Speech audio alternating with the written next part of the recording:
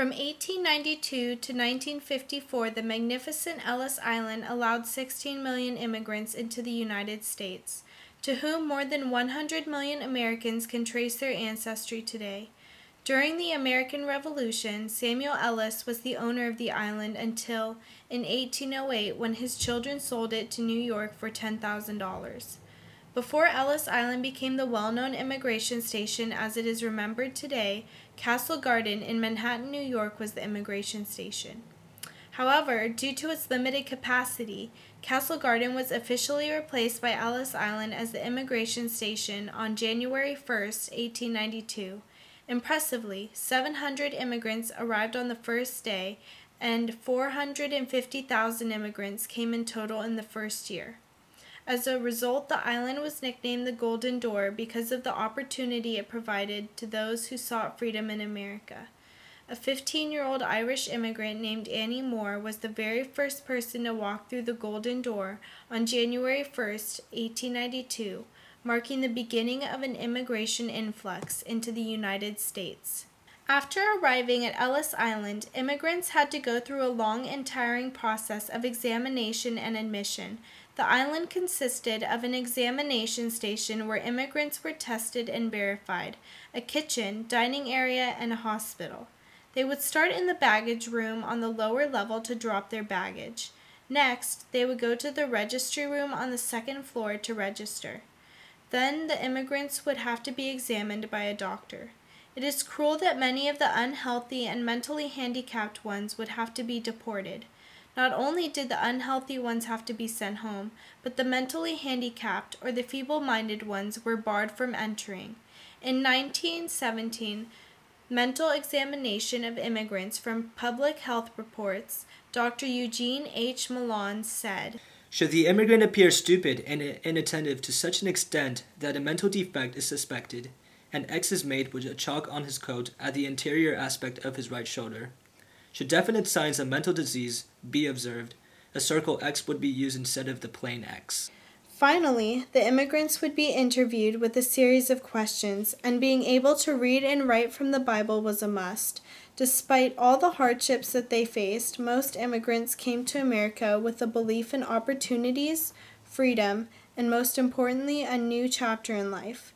They saw Ellis Island as the Golden Door. One man, coming from Germany, said, "To those who went through it, it was one of the most precious gifts you were given, because when you were sick, you couldn't do anything about it.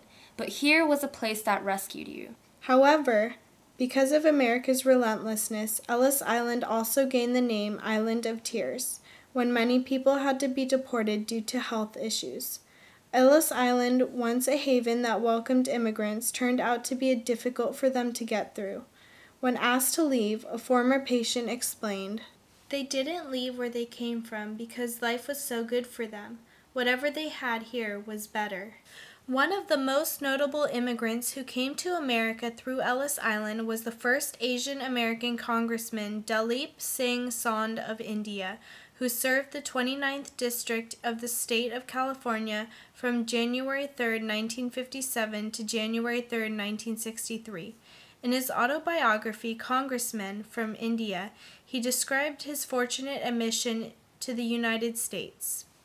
"Here I was at Ellis Island. I had come to the United States, but I was not yet free to go into the country.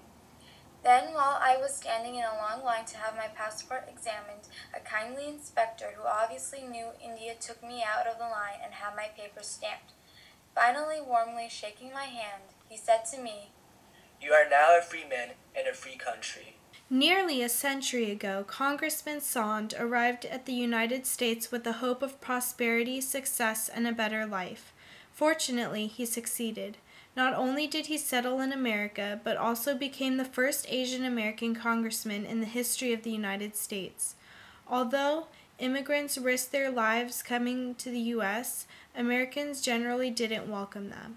Generally, during the late 19th century and early 20th century, America's response to immigration was not welcoming, fearing that there was too many immigrants coming in.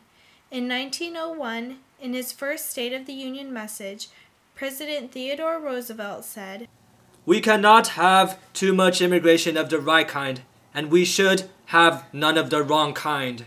Not only were the unhealthy ones barred from entering, but the mentally handicapped ones were also rejected. To further prevent immigrants, especially the ones from Southern and Eastern Europe, from coming in 1924 the Congress enacted the National Origins Act in addition to the 1921 Quota Act. Only 3% of its countrymen already living in the U.S. would be allowed to enter. As a result of the Immigration Act of 1924, a substantial number of immigrants were prevented from coming into the United States. Soon, the island lost its purpose and became a detention and deportation center for aliens who illegally entered the United States.